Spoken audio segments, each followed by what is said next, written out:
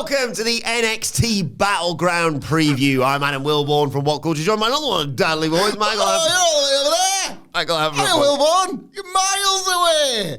To look ahead to this weekend's episode. We're not drawing attention to it. Whatever you call it. NXT Battleground. I don't care for it. Goes down on Sunday. It's weird. I don't like it. Me neither. But before we get into it, if you're a fan of this sort of thing, make sure you subscribe to WhatCulture Wrestling on Apple Podcasts, Spotify, Amazon Music, and YouTube, where we do daily wrestling podcasts where we not only review the show formerly known as NXT 2.0.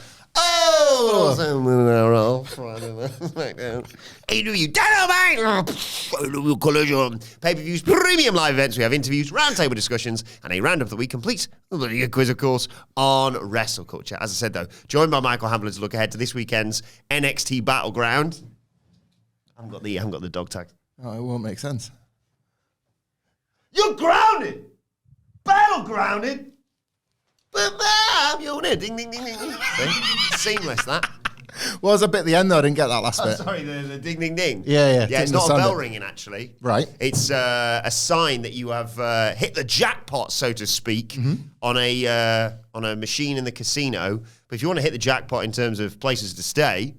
I'd probably go with the beautiful Oyo Hotel and Casino, Las Vegas, Nevada, just down the road from the UFC Apex, the site of NXT motherfucking Battleground. And I'm swearing because I'm cross, because I'm stressed about this distance between us.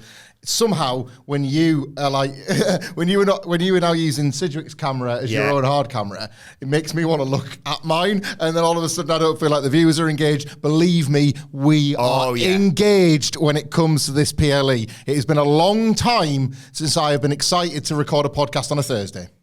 So, I'm genuinely jazzed about this show. Yeah. All the matches make me very, very, very excited. Oh yeah, this is probably going out on a Friday or a Saturday. We're recording it on a Thursday. Yeah. That's why that joke works. So, where do you want to start? Let's start with the ladder match, because that's going to be bloody chaos. Yeah. The inaugural NXT Women's North American Championship. I'll run you through the list of people, for now at least, because maybe we've predicted on the NXT review this week that JC Jane... Ooh. Maybe take someone's spot in there. But for now, it's Sol Ruka, Lash Legend, Fallon Henley, Jada Parker, Michin, and Kalani Jordan. Did you see I think it was Fightful Select, it might have been Sean Ross Sapp himself or Corey Brennan that was saying that the JC Jane thing was kept as a surprise from the talent. So do you know who they put in? Like, it was this idea, like, somebody's going to be there and it's going to be a bit of a twist. Do you know who took the place of JC Jane to, like, kind of not throw people off, but just make sure that it wasn't reported? When it was Ethan Page, I think it was HBK. Shawn Michaels himself. And I want to picture Shawn in, like, you know, like the mask and the sort of JC Jane time and all that, like, just use bad girls, Shawn Michaels. I want that. Yeah. I was recommending NXT Battleground to Andy Murray when he didn't want it in the office yesterday. And I started with this match because I don't think this is going to be any good, but I don't think you're going to want to take your eyes off it. There are a couple of key moments to look out for. Most notably, Mia Yim's basic promise to be as violent and dangerous as she was in the kind of now infamous War Games qualifier from 2019. Yeah. She alluded to that in the promo on NXT on Tuesday.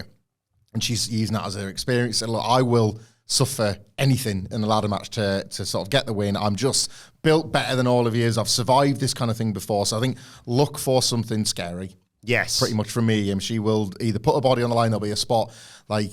And the again, another teaser from NXT on Tuesday, the placement of the Soul Snatcher. Yeah. Because she's shown now that she can do it in the corner, she can do it off the top or the middle rope in a standard match. A rung of a ladder. How top high? Of a ladder. A bridge. You know, when they like use a ladder to make a bridge, like either between the barricade and the ring, or like she can. All she needs is one thing to put her hands on, and then she can make the rest work. So that could be the whole match could be centered around a spot as impressive as that, because that could stop somebody climbing or whatever. A winner. What do you do here? Do you go with, like, this is an opportunity? I don't know necessarily if people are tuning in for the first time, but NXT's got a little bit of momentum. Like, the ratings have been strong lately. Oh, yeah. Sexy Red was a proven draw, and she'll be the host of this one. Of course. They'll want it to look and feel big. And she held the title first, of course. Well, it's first champion in a way. It's like Bret Hart in AEW. First champion is the best, never going to top it. They'll want this to feel big time because it's the first case of the WWE and UFC merger yielding something almost co-branded. You know, we talked about in the news today that like there's reportedly going to be some UFC presence there. They're going to want to make it feel big time. Do you use this as a platform of elevation? Like, do you look for like maybe a Kalani Jordan to have that big night, that big moment? You know, I've got my sentimental favourite here. I'm rooting for Fallon Henley. Yeah. She's turned heel. Life has gotten no better. She continues to lose and suffer. And I would go with who I would like rather than who I think. So I'm rooting for Fallon Henley for this one. Yeah, I can't work out. Kalani Jordan's the one Sorry, because I should have said because Lash Legend feels like such a heavy favourite. Yeah. Yeah. Like, Kalani Jordan's the one I'm most worried about being discovered, knocked out in the back, so JC Jane can take her spot. If she's good to go, though, the injury's legit. Yeah. So, yeah. So maybe not. But I think the one I'm most confident on not winning it is Michin, because she set stuff up with Queen Nia on SmackDown, and she'll take a bump through a ladder or something. It feels like another one of those people who they've done brilliantly, in my opinion, with this recently. They've just gone, we haven't got much for you on the main roster. Do you want to just do some stuff in NXT for a bit? And it's kind of worked out nicely for them because you get some good matches. Maybe she hits like an eat defeat off a ladder. Yeah. Every move you just go off a ladder. But I don't think they'll put the title on her as much as sometimes they like to do experienced head as first champion. Oh, what is going on up there? I never know, man. Two wrestlers are climbing a ladder. Yeah. Right. Sol Ruka runs up a second ladder, a la Shelton Benjamin. Yes. Sol snatches somebody by grabbing onto the ring that is holding the belt all the way down, and that's both of them out the match. Through a ladder. Through a ladder bridge. Which is also on a table.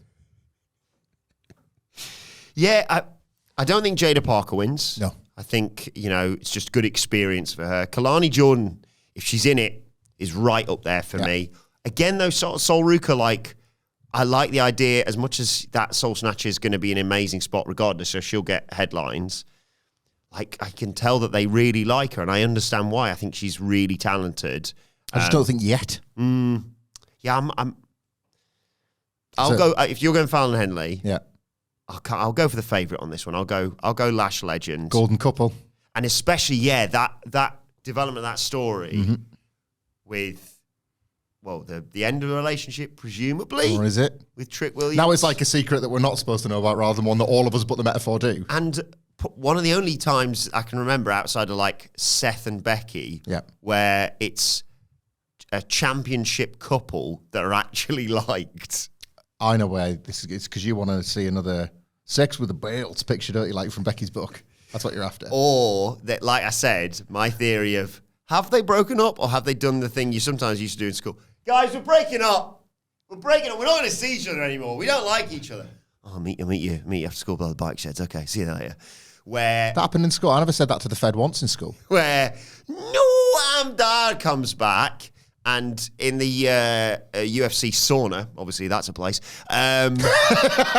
there's two gowns hung up. Loving it. But also two belts. Wait a second, and they still can't figure it out. The various people go, that's probably Lash Legend and Trick Williams having full sex in there. No! There's got to be another explanation. Yeah. They're getting steamy in there. Of course they are. It's a sauna. Let's move on. Intercourse. Hey, they are into their course on health and fitness. Let's talk triple threat. Penetration. Yes, we have been doing better with the ratings and key demo of late in terms of audience penetration. Let's talk NXT North American Championship. The men's. Can't think of any more. It is the champ, Obafemi, who's just been on a dominant reign, versus Wesley versus Joe Coffey. I feel like I should use this time to admit something. I'm not proud of myself. I've done a lot of soul searching on this. I've discussed it with my family already. Okay. So it was time to share it at work. I've tried to deal with it in my personal life, but it's started spilling over into my professional life. Sorry.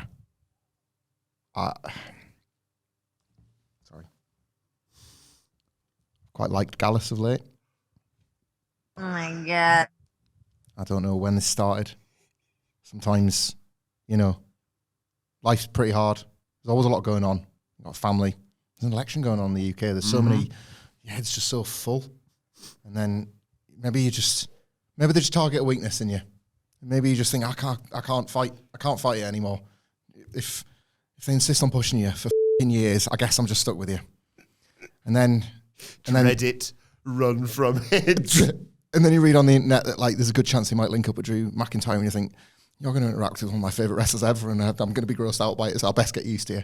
I can't explain it, but I have found Gallus palatable this month, and to that end, I think they're going to do business the right way, and Joe Coffey gets pinned by Obafemi on their way out of NXT. Ooh. Maybe they have one last stand with Trick as a TV thing, but this is the beginning of the end of Gallus on NXT, which unfortunately means it's the start of the beginning of them on the main roster.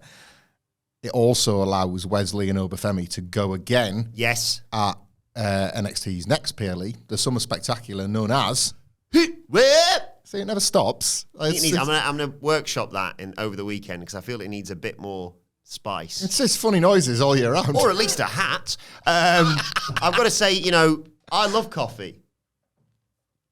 From Good Brews, that is. And I think Obafemi retains as well. Yeah. But I think Wesley possibly has the match won. But I do believe the rest of Gallus is going to interfere. Yeah. Wesley's going to say, I'm not having this, get rid of them. Mm-hmm. And that kind of costs him the match, whether he gets pinned or Coffey gets pinned in all the madness of all this, to set up, a 3-on-3. I'm now just booking ways to find Javon Evans in more matches because I bloody love that boy. Mm-hmm. He's brilliant. And I think a team of Wesley and Javon Evans and one other, whether it's Trick or whether it's just another mint high flyer or babyface on the come up, someone else just fed up with Gallus being around here and trying to run the show. I think Obafemi retains to go to the next show with Wesley for a one-on-one match, a proper David versus Goliath match. Yeah. And I think... this is the beginning and at the end of Gallus because it's so close to. So maybe on telly they do the losing team gets fired, even though we know they're not going to fire Javon Evans and Wesley and whoever they get possibly for their trio. So yet again, considering what Obafemi did with Dijak and Josh Briggs, what's he going to do with Wesley? Well, this is it, right? So like the physical stuff that we saw at Stand and Deliver, it isn't a problem. No. Yeah, like, Joe Coffey's not a small man, but Wesley is. And he did a real John Cena double FU and actually held him in the air. Amazing. So that's been done. Does he? There's been a lot of, they love this phrase, to Nash and Mysterio. Lawn dart. Because of this Death of WCW documentary doing the rounds. I need to watch that. It looks class. The Rey Mysterio spot that we've all seen a gazillion times. Lawn dart. What is a lawn dart? Is it a javelin? Maybe. I don't know. Anyway, but I only know that phrase because of that spot, right? That's the first time I ever heard lawn dart. I've never heard it used in a sentence otherwise. I could see Wesley getting lawn darted into all of Gallus. How... It's just a crap game of darts on the ground, basically. Okay, yeah. Have all of Gallus gathered in the aisle as far as you dare, and then just have Obafemi lawn dart, bowling ball in the sky, as far as you can get him. One step further than Joaquin Wilde went. That kind of distance. Yes. The WrestleMania version of that spot, that sort of distance when you've got a bit more, maybe you don't have more room. Maybe Wesley even agrees to it. Just chuck me at him. Like Braun Ricochet used to. Well, this is the risk is going to be worth the reward. Let's go for that. Then they're out of action. We'll stop them running in and we can have our singles match. Something like that, yeah. Femi retains. It should be another good night from in all sort of joking about daft spots aside. Obafemi needs these matches because he's still... And Coffey's good at making big lads look good as well. As I was saying, Obafemi's green, but he obscures it well in these matches and he's got to have matches with the likes of Wesley to continue to understand how to use his body in the big man, little man formula. It's brilliant having Wesley back, and you'd like to think the agent to protect him because you don't want to see him eating too many losses, do you? I still think the North American title is now part of his past rather than his future. There's a bit of me that thinks Wesley loses and loses again, and then turns heel and goes for Trick Williams because that'd be a class match as well. And it's the kind of forgotten man story, isn't it? Yeah. So yeah, because Wesley, I say this on a weekly basis is one of a long list of people in NXT that I like. You could probably put them on the main roster. Yeah. I don't want to keep overloading. I know what was it? Ethan Page said there was like 8 or so that went up. Yeah. But once Wesley's got some reps back under his belt, I wouldn't be surprised if he moved up to the main roster, and I think he'd kill it. Let's get more. A bit like Mello. Mello's been doing great since he moved up, apart from forgetting people's names. More and more emotion for you, isn't it? Just like sort of all the kids graduating college. Yeah. Let's talk tag team action. I'm in a weird place, so I'm going to try and get this right. It is Luke Gallows and Carl Anderson versus Axiom. And Nathan Fraser. When I'm cleaning windows. For the NXT tag team titles. I was way more worried about the outcome of this before the Cody Rhodes, AJ Styles story. Mm-hmm. Gallows and Anderson have done it again. They have found themselves in a potential plum spot where they have to take minimum bumps, and that is as AJ's heaters in this like rebadged AJ Cody thing. The thing is that will probably only be a short-term thing, but they were key to getting that over on SmackDown. So you sense that the OC are back together and AJ is going to be just like a smarmy arsehole. Him and his like Undertaker jacket goth phase didn't really work, did it? So it's I think like I've pitched that they just bring back beat up John Cena and they just give it to Cody Rhodes instead. Like you just beat up Cody Rhodes. Like I love that. They're funnier with AJ. The chemistry was always obvious. Meechin if she wants when like she's done with Nia Jax, she could lose and then kind of fall into that group again. So I think that this NXT experiment might be over and done with. We were nervous to stand and deliver. The match didn't even happen. We're nervous here, and I think the champions retain. And this won't be bad because Nathan Fraser and Axiom don't really have bad matches, but it'll just be a nice, brisk, giant killing for the fast guys.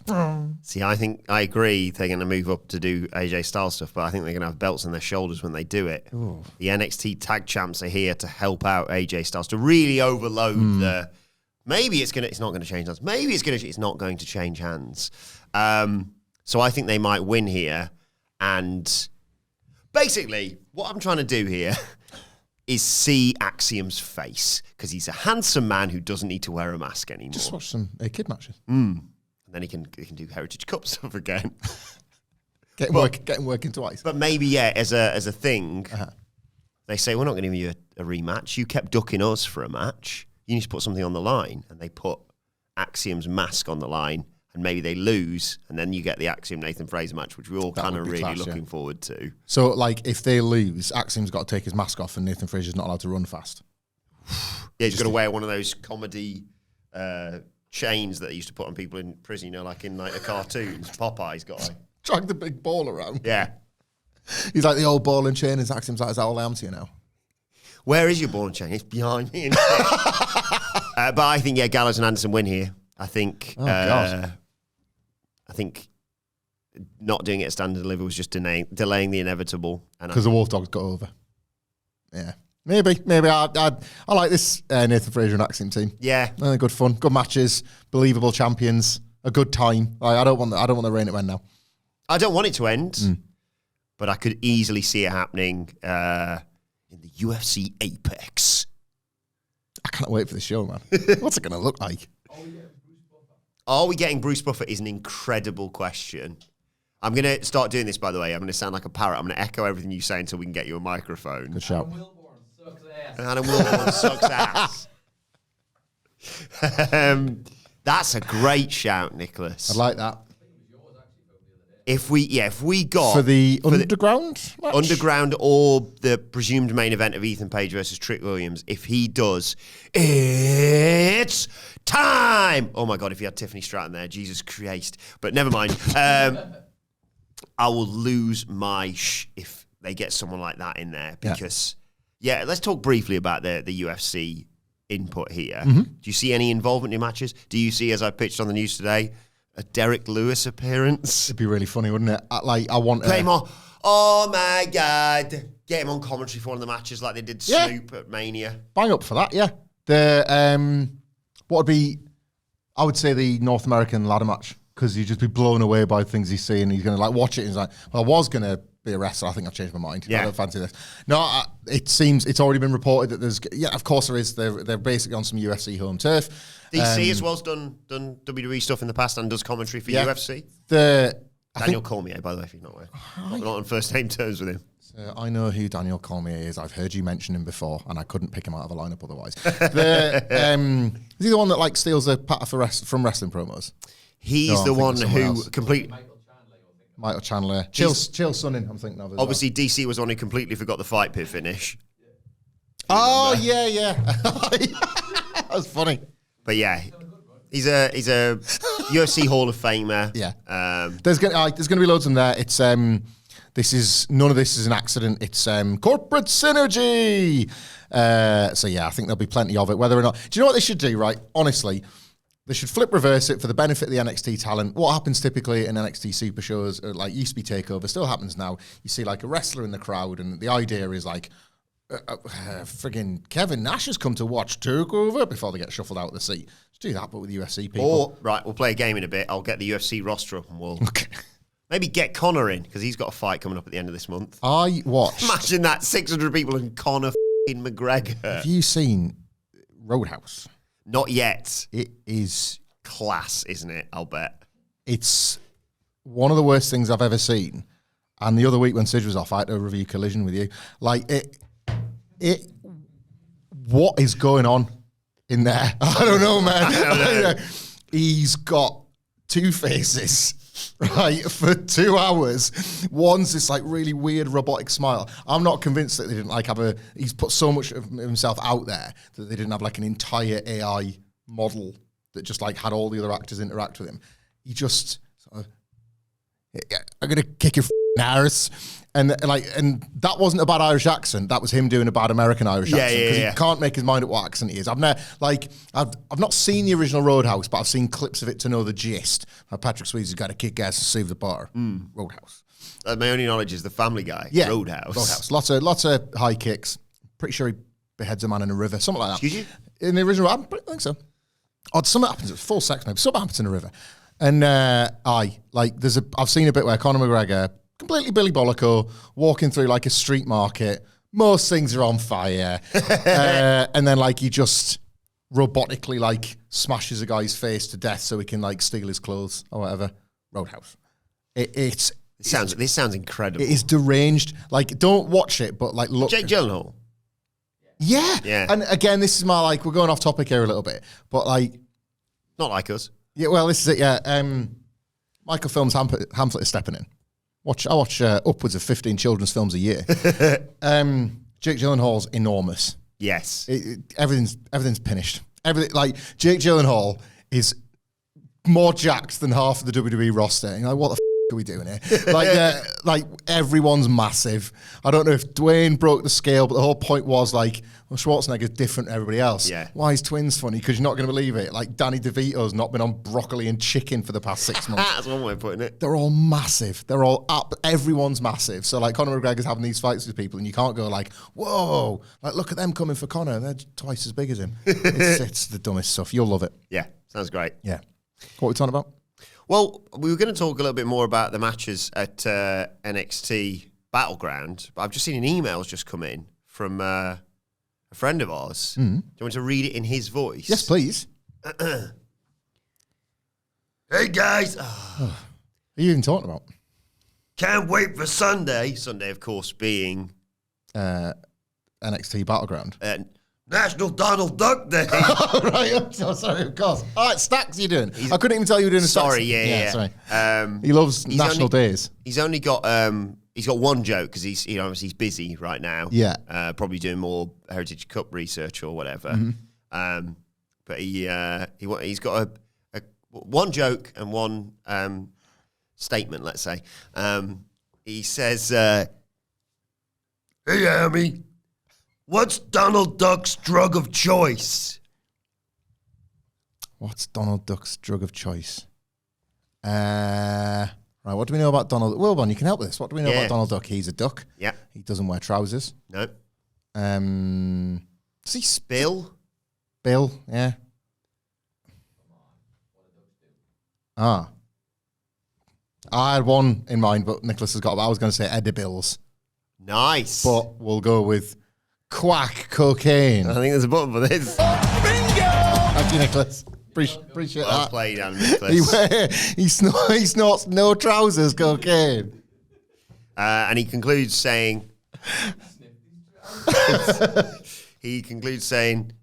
enjoy Donald Duck Day and NXT Battleground. What's the deal with Donald Duck, though? Donald Duck can walk around Disney passless and everyone loves him, but when I do it, it's indecent. So, you know. Is that a joke, or is he sort of sick of the wokes or something? Is that him angry that he's gone full knob out in Florida? I never know. That's all right. We'll find out next week, I suppose. Jesus Christ. Let's talk NXT Underground next, though. Yeah. Shayna Baszler versus Lola Vice. I do hope they do this as an octagon. It's not happening, is it? We don't think. And that's what they would say. Yeah, true. We reported on the news today, if you haven't watched yet, Thursday's news. Fightful Select had a story from some production notes in NXT suggesting that the octagon couldn't be slotted in, I guess, where presumably the ring is going to go. Maybe the ring goes where the octagon normally is in the apex, and they couldn't make both work. Very sad. I would love that. Like, I have a theory. I'm all ears. So, what's the general rules for an NXT Underground match? You're in a ring. Yep. No ropes. So there's nothing really to stop you from spilling out of there and maybe, I don't know, brawling through the UFC Apex into an octagon. I love it. They've put it in like a separate bit of the building. And they said, we didn't lie. They said, we're not going to have the match in the octagon. Like that sort of ring that they use for interviews backstage now. They must have training. They must have loads. Just call me butter, baby. I'm on a roll. They must have training octagons all over the place in that building. Like and it'd be a cool way to like brawl past like loads of big images and belts and stuff and be like, by the way, don't forget, there's the Conor McGregor fight coming up at the end of this month. The Apex is their literal building for the UFC. Yeah, it's the training facility, isn't it? Yeah. Performance Centre, including, I assume then, with everything I know about UFC, the Performance Centre's got that trampoline ring to do your high spots. Is there a trampoline octagon? Yeah. I want to see that. You can all practice doing the Jorge Masvidal flying knee. Yeah. No, I love that. Spilling into it just gets out of control. I can't wait for this, right? We're saying it's going to go out of control. It might go wild. No. What if it is just they barely use anything more than a chalk circle drawn in the middle of the ring because they're so locked into various submissions and holds and counter holds. This whole thing has been built. Lola Vice has been built from the very beginning on two things: submission wrestling and shaking her ass. Yeah. Right? That's her whole character. Shayna Baszler, on the other hand, is not a big fan of the shaking of the ass because the submission wrestling is what's carried her.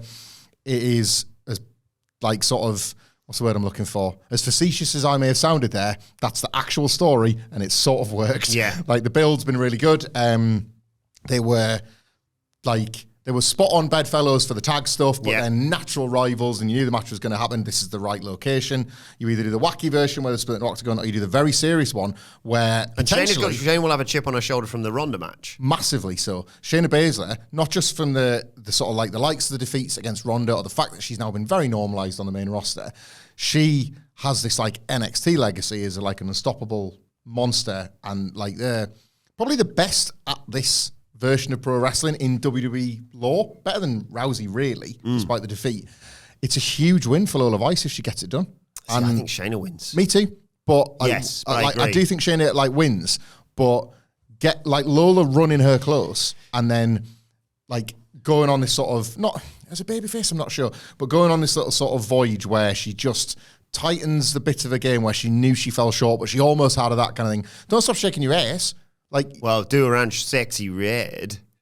What, and alienate Sexy Red or just become Sexy Red? Sexy Red would be like, that's my thing. Oh, I see, right, so they can have a fight down the line. Maybe. But I was going to say, like... She does numbers, doesn't she? Look, and we've got that trio with Javon Evans and Trick Williams that look like superstars. She's a money act, let's be honest. Sexy Red. No, like, it's been Lola Vice's thing since the very beginning. So I don't really want Shayna Baszler to do the old sort of, if you stopped shaking your ass, you'd be good at this, because there's like nothing wrong in like enjoying your work. But I think this is Lola Vice's time to lose, but lose narrowly. Yeah, getting over in defeat, and you can actually have the almost UFC thing of post-match. We went through, I know she's probably choked her out and you have to wake her up. But we went through a war together, but you've earned my respect. Shake hands, raise her arm, that sort of thing. Whether or not, I'm always family as judges. I've got nothing else on. Oh, they should have UFC judges. They should have 3 stars of UFC being the judges for the fight. Okay. Because obviously they normally just have people who are Well, judging by was it 302 over the weekend? Usually all over the place to judge, so you don't necessarily need credentialed people for this sort of thing. Tank Abbott, Ronda Rousey, Ken Shamrock. There you go. Always trying to get Ken Shamrock back in. Yeah. He'd be amazing on the show. I hope he turns up. He can be a smile and wave guy. Yeah, absolutely. Brilliant. It's one of those where I'm always... He's always in the TNA Hall of Fame, Ken Shamrock. Yes. I'm always holding the candle for Shayna Baszler. You know this. They are... From when? I mean, prior to this, but mainly from Elimination Chamber 2020, where she beat every single person in the match. And I'll have to give that a go. Turned into a vampire. Bit Becky Lynch's neck. Red. But I'm always hopeful, and I know it's not going to be quite the same because they've all gone their separate ways, but I like the idea of Shayna having some more MMA people in her stable. Yeah. Like back in the day. Aye, that was such a great act. It was a great time, but it's over. But so maybe that factors into it. Maybe she calls in some UFC favors because I think was Lola in Bellator? Bellator, yeah. So yeah, look at this guy. Yeah, so I mean, not just the real stuff. I like the fake stuff too. The rules, the traditional rules of WWE is, well, you can get over here, so you're losing. So maybe that's Dana White leaning on this one a little bit. But I like the idea of, maybe, I just think Shayna's going to eventually outclass her. And that gives her momentum going into the big tag title match, of course, at Clash at the Castle. That's true. They do have to, we talked about this, the overlap with the main roster, they have to consider that as well. I cannot wait for this. I think Lola Vice, win, lose or draw, is going to have a really great night. For those that haven't seen her, because it is easy to get lost in the shuffle on NXT television, I think the wider audience still peers over and has a look at the PLEs. So I think she'll get seen for the first time in a big way. Potential match of the night next. Roxanne Perez versus TNA Knockouts champion Jordan Grace for the NXT Women's Championship. I could see all possibilities here. Like we talked about this in the last few days. It's gone from, Jordan Grace is going to make it look amazing and then lose and then go off and work against all odds and Slammiversary and what have you. And hopefully we'll see more of her on the main roster as well because she was great in the Rumble. After that performance on Tuesday, that we talked about on Wednesday, I could see them just flip the title on her for a month or even longer, perhaps. It was so impressive what they did on Tuesday and so committed as well. If Jordan Grace loses here, this is how you book pro wrestling, right? If Jordan Grace loses here, then Roxanne Perez has just beaten somebody that was really hard to beat. You're supposed to, title matches are supposed to feel like this all the time. Of course they can't, but they should do. It's unpredictable for all the right reasons. The possibility of a rematch looms large because of them both having titles, but ultimately, at the same time, might never ever happen again because of the nature of the TNA NXT thing. It really could be one and done, this. If Roxanne Perez gets this victory, she'll have never felt more credible, and she's always been pretty credible because she's a great wrestler. I cannot shake the fact that on Tuesday, they made Jordan Grace not just look like a TNA special guest that was going to give the NXT champion a run for her money and then get back to her TNA business, but look like somebody that was already being embedded with the NXT world. Leave alone the fact that there's all this scuttlebutt and talk about potential wrestlers jumping between the two brands. This felt different. She was included in the backstage. I know Mia Yim, there's a nice thing there. Have you seen, by the way, the potential lore behind her giving HBK that Chef Sean hat? No. I can't clarify this yet because I'm looking for the one account that says, yes, it is. A lot of people are saying she was the girl in the original Shawn Michaels kitchen bit. No. And that's why she wanted to give him the chef hat.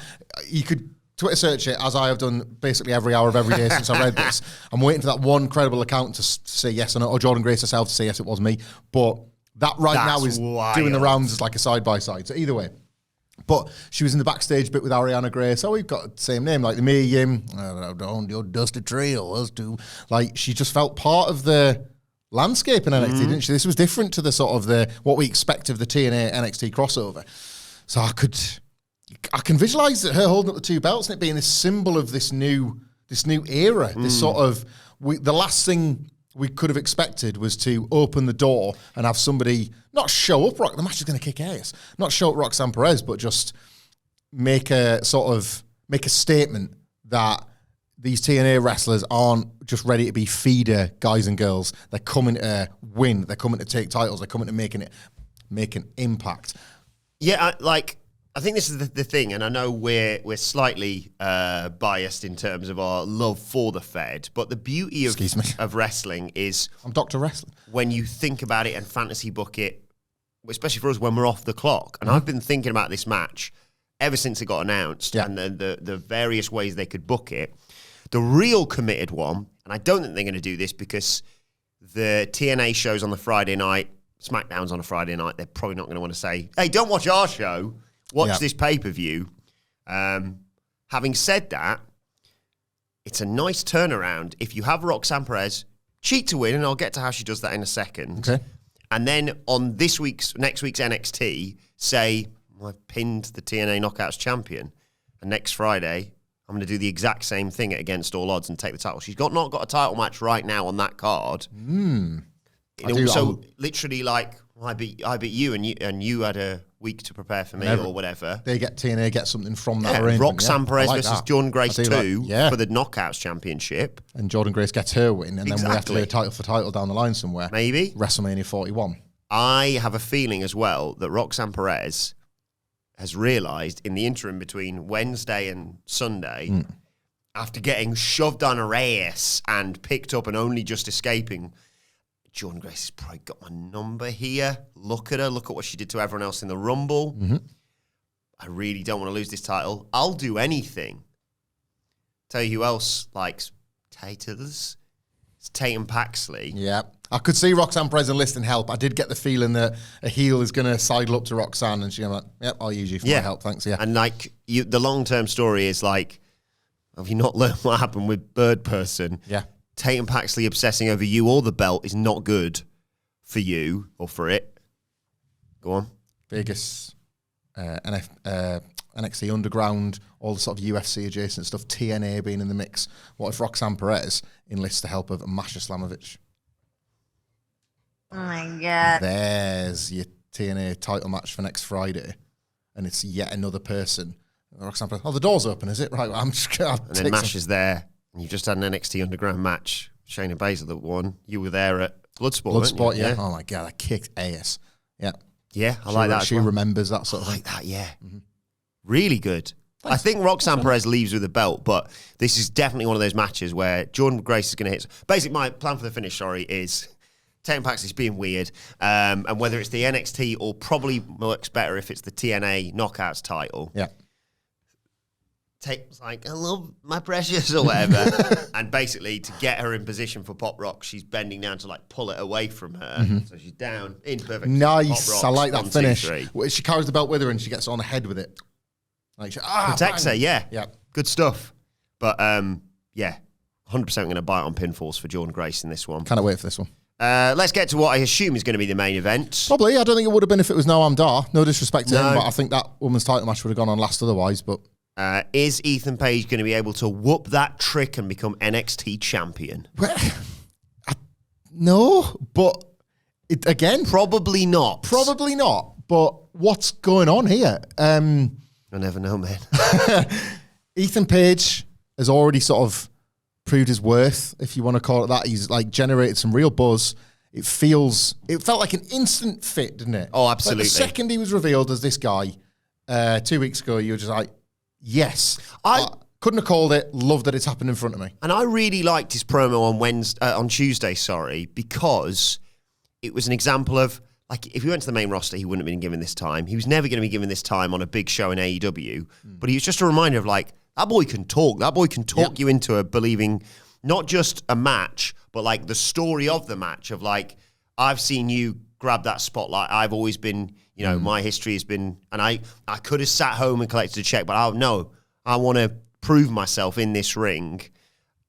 And I think what they've made with the whole, you won't believe what this guy's put in the contract. I don't think that's a mistake, and it's not just the usual hyperbolic. He wants ice cream bars. He wants £1 million a second or whatever. Yeah. I think it's going to be him saying on the show afterwards, congratulations, Trick, you won. Big whoop, whatever. You had, the fans chanting for you, etc., etc. But, you told David to sign that contract. You didn't read it, did you? And I've got a title rematch in there. I've automatically got that written into it. And then you stip it up for Heatwave or you stip it up for something on telly. Which is in Canada. Yes. So they, you said this. Yes, sorry, I don't want to tread on your toes at that point. like I'm not saying you flip the alignment because it's stupid to make Trick Williams a heel anywhere, but Ethan Page talking up getting a title match in Canada feels inevitable. I have concerns that they put this on the undercard and don't give you a finish for the rematch. The contract thing could work, but like because there's a couple of credible other main events on this card, I could well see this going underneath. It's not great for Trick Williams, really. It's a bold bit of booking, honestly, because if Trick beats Ethan Page, then the character's not finished. Ethan Page is a fantastic talker, I agree with you. But already you've got a little bit of a mountain to climb with him. Like, how's this happened? You're this guy, like, Ava, she hasn't got a surname, she's Rock's daughter, she's a general manager of NXT, and she's the Booker and Cooker of the Year, is already thinking, well, I've signed a fraud. I've given you everything you want, and you failed at the first hit. Like, what was the point of all of that? So that's a lot to talk back in order, even if he's got this stipulated contract, like this thing about another title match, to get to Heatwave. But I do think that's where we're going. I do. Does Sexy Red get involved? Well, not just Sexy Red. Does the Metaphor get involved? Oh. Because Trick said, and it was all this very nice, like, we're going out now, Lash Legend, so it's like, we all go through it. Oh, I guess your friends are my friends. Like, but it's just, we're a new relationship, so I suppose I have to go over for a pint with them. That's where he's at with the Metaphor, isn't he? And Noam's got the whole story with Noam prior to this was you wouldn't have got to where you were without me. So it's like, you know what, I kind of do owe you a favour. It wasn't me that beat you up, and now here's evidence.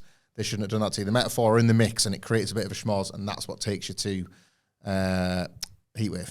I could see that involvement. Especially if Lash Legend does win the belt, like in the opener, let's say, because then they can be honest about themselves. Golden couple, full sex with the belts, and Noam's just watching. And works for me. Just watching. Yeah, I really like that. From a wardrobe. As a new direction. A new direction. I think he says Ava, she hasn't got the surname, she's Rock's daughter, general manager of NXT, Booker and Cooker of the Year. Oh yeah. You didn't read that contract. The stipulation is, even if I lose, because I thought you'd stack the deck against me with Sexy Red or whatever it may be, I want, the old Edge thing. You're going to be fighting in my hometown or my country at least. And I hope you got your checkbook ready, because when we go to Canada, I'm going to be not a heel, I'm going to be a babyface, and I'm going to be played out to the ring by Mike Skinner, because we're going to turn the page. And then she's going to be like, well, where am I going to get my $1,000 signing on bonus that you requested? And that's not my problem. My granddad will come for free. And that's how it's done, ladies and gentlemen. Haven't you got a catchphrase for this sort of thing? I've already forgotten it. Oh, yeah, I do have a catchphrase. That's how it's done, gentlemen and ladies. Tick, tick, motherfucking tick. Number one for a reason, and not that. Not this setup either. Not this setup. And if you see stickers on podcasts, they are probably lies. Well, let us know your thoughts ahead of NXT. I take a pretty strong position on that. I'm going to gorilla my way through a conversation, but it's just a sticker. You can't just lie on a sticker. Let us know your thoughts ahead of NXT Battleground. Give myself a hernia with that. You're grounded! Andrew Pollard, you're grounded! Battlegrounded! But Mom! Yeah, the Andrew Pollard thing. That was Andrew Pollard all along. Maybe. We'll have to find out next year. Shout out to Andrew Pollard of the WhatCulture parish, of course, who's been of course. He's a Dutch writer for us. Does that mean Battleground's going to be on? Because obviously the WWE Netflix deal next year. You can watch like Battleground and Welcome to Wrexham as a two-hander. Maybe. More to tanker on NXT coming soon. I didn't know it was Pollard. That's blown it wide open. Yeah, Why is that? He told us today that he was writing an article, I think, for WhatCulture.com. Yeah. And almost wrote NXT Battlegrounded. So, sorry, everyone. Sorry, Pollard. Let us know your thoughts on the show, though, in the comments section below, or on X at WhatCulture WWE. Watch, you can follow both of us. You can follow Michael Hamflett at Michael Hamflett. You can follow me at It's nice doing that. Adam Wilbourn. Follow our brilliant producer, long-suffering producer, at It's Adam Nicholas, at WhatCulture WWE for all of us, as I said. Subscribe to WhatCulture Wrestling, wherever you get your podcasts from, for daily wrestling podcasts, and we'll, of course, be back to review Battleground next week. But for now, this has been the Battleground preview. My thanks to Wilbourn Hamflett. Thanks to Stacks on the email. Thank you for joining us, and we'll see you soon.